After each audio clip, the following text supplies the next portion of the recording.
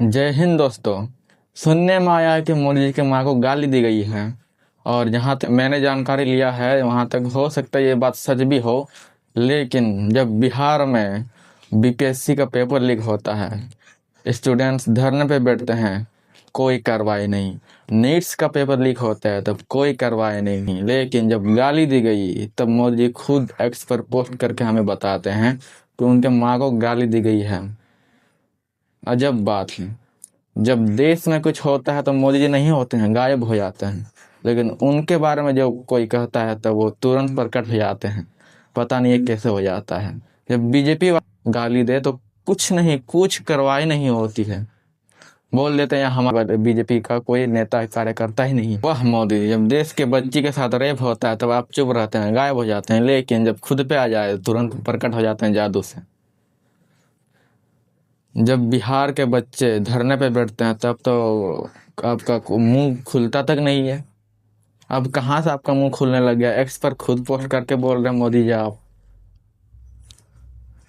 इसकी मैं कड़ी निंदा करता हूँ कि उनकी माँ को गाली दी गई है, नहीं करना चाहिए था। लेकिन जब बिहार की बात होती है तब तो आप चुप हो जाते। नीतीश सर भी चुप हो जाते हैं। जब वहाँ इलेक्शन होने वाला है तो आप तो तुरंत वाह वाह, का हो था ही।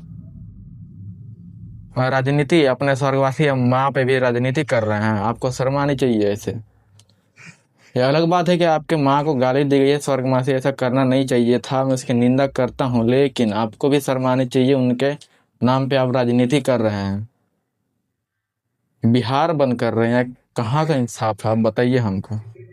आप पे जब आता है तो पूरा बिहार पूरा देश बंद कर देते हैं, जब देश पे आता है तो आप कुछ नहीं बोलते हैं।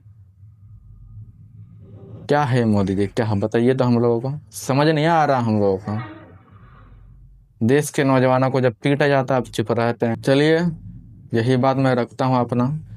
आगे तो आप खुद समझदार हैं, बिहार के लोग, आप समझ जाइए, नहीं तो बिहार खत्म हो जाएगा। बिहार आपके हाथों में है, ना कि इन राजनेताओं के हाथों में। आप लोग जिसे चुनेंगे वही हम लोग आप लोग का सेवा करेगा, नहीं तो खत्म हो जाएगा बिहार, समझ लीजिएगा। धन्यवाद।